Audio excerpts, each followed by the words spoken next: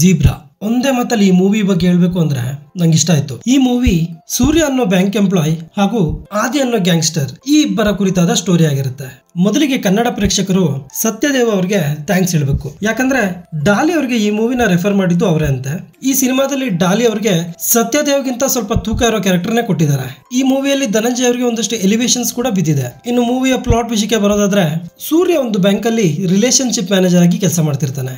ಇವನ ಗೆಳತಿ ಕೂಡ ಒಂದು ಬ್ಯಾಂಕ್ ಅಲ್ಲಿ ಕೆಲಸ ಮಾಡ್ತಿರ್ತಾಳೆ. ಒಬ್ಬ ಕಸ್ಟಮರ್ ಕೊಟ್ಟಂತ ಹಣವನ್ನ ಡೆಪಾಸಿಟ್ ಮಾಡಬೇಕಾದ್ರೆ ಅವಳ ನಿರ್ಲಕ್ಷ್ಯದಿಂದ ಬೇರೊಂದು ಅಕೌಂಟ್ಗೆ ಹಣ ಹೋಗಿರುತ್ತೆ. ಇದನ್ನ ಸಾಲ್ವ್ ಮಾಡೋದಕ್ಕೆ ಸೂರ್ಯ ಏನ್ ಮಾಡ್ತಾನೆ.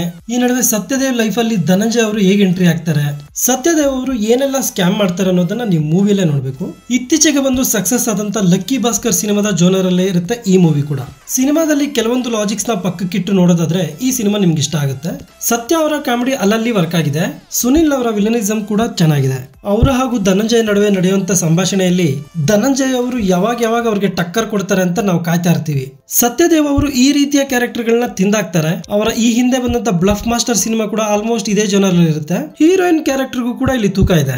ನಮ್ಮ ಗರುಡಾರಾಮ್ ಅವರು ಚಿಕ್ಕ ಕ್ಯಾರೆಕ್ಟರ್ ನಟಿಸಿದ್ರು ಕೂಡ ಪವರ್ಫುಲ್ ಕ್ಯಾರೆಕ್ಟರ್ ಅಲ್ಲೇ ನಟಿಸಿದ್ದಾರೆ. ಇನ್ನು ನಮ್ಮ ಡಾಲಿ ಧನಂಜಯ್ ಅವರು ಒಳ್ಳೆ ಕ್ಯಾರೆಕ್ಟರ್ ಸಿಕ್ಕಿದೆ ಅವ್ರಿಗೆ. ಅವರ ಇಂಟ್ರೊಡಕ್ಷನ್ ಇರ್ಬೋದು, ಫ್ಲಾಶ್ ಬ್ಯಾಕ್ ಇರ್ಬೋದು, ಇದನ್ನೆಲ್ಲ ತುಂಬಾ ಚೆನ್ನಾಗಿ ತೋರಿಸಿದ್ದಾರೆ. ಮೊದಲೇ ಹೇಳಿದಾಗೆ ಸತ್ಯದೇವ್ ಅವ್ರಿಗಿಂತ ಇವರ ಸ್ಕ್ರೀನ್ ಪ್ರೆಸೆನ್ಸ್ ಮೂವಿಯಲ್ಲಿ ಚೆನ್ನಾಗಿದೆ. ಧನಂಜಯ್ ಅವರಿಗೆ ಈ ಸಿನಿಮಾ ಆದ್ಮೇಲೆ ಪರಭಾಷೆಯಲ್ಲಿ ಇನ್ನೊಂದಷ್ಟು ಸಿನಿಮಾಗಳು ಸಿಗಬಹುದು. ರವಿ ಬಸ್ರೂರ್ ಅವರು ಈ ಸಿನಿಮಾಗೆ ಒಳ್ಳೆ ಬಿಜಿಎಂ ಕೊಟ್ಟಿದ್ದಾರೆ. ಒಂದು ಥ್ರಿಲ್ಲರ್ ಮೂವಿಗೆ ಸೂಟ್ ಆಗೋ ತರ ಬಿಜಿಎಂ ಕೊಟ್ಟಿದ್ದಾರೆ. ಈ ಸಿನಿಮಾದ ನಿರ್ದೇಶಕರು ಈಶ್ವರ್ ಕಾರ್ತಿಕ್. ಈ ಹಿಂದೆ OTT ಅಲ್ಲಿ ರಿಲೀಸ್ ಆದಂತ ಪೆಂಗ್ವಿನ್ ಸಿನಿಮಾದ ನಿರ್ದೇಶಕರು ಇವರೇ. ಪೆಂಗ್ವಿನ್ ಸಿನಿಮಾ ಹಲವರಿಗೆ ಇಷ್ಟ ಆಗ್ಲಿಲ್ಲ, ಆದ್ರೆ ಆ ಸಿನಿಮಾದಲ್ಲಿ ಒಂದು ಭರವಸೆ ಅಂತೂ ಮೂಡಿಸಿದ್ರು. ಇನ್ಫ್ಯಾಕ್ಟ್ ಈ ಮೂವಿನ ಅವರೇ ಡೈರೆಕ್ಟ್ ಮಾಡಿದ್ದಾರೆ ಅಂತ ಗೊತ್ತಾದ್ಮೇಲೆ ಈ ಮೂವಿ ಮೇಲೆ ಇದ್ದಂತ ಎಕ್ಸ್ಪೆಕ್ಟೇಷನ್ಸ್ ಇನ್ನೂ ಸ್ವಲ್ಪ ಜಾಸ್ತಿ ಆಯ್ತು ನನಗೆ. ಸೊ ಈಸ್ಟ್ ಥ್ರಿಲ್ಲರ್ಸ್ ನ ಇಷ್ಟಪಡೋರು ಈ ಮೂವಿನ ಆರಾಮಾಗಿ ನೋಡಬಹುದು. ಅಪರೂಪಕ್ಕೆ ಕನ್ನಡದಲ್ಲಿ ಈ ತರ ಸಿನಿಮಾಗಳು ಬರ್ತವೆ. ಅದರಲ್ಲೂ ನಮ್ಮ ಕನ್ನಡ ಆಕ್ಟರ್ಗೆ ಇಂಥ ಒಳ್ಳೆ ಕ್ಯಾರೆಕ್ಟರ್ ನ ಕೊಟ್ಟಾಗ ನಾವು ಖಂಡಿತ ಸಪೋರ್ಟ್ ಮಾಡಲೇಬೇಕು.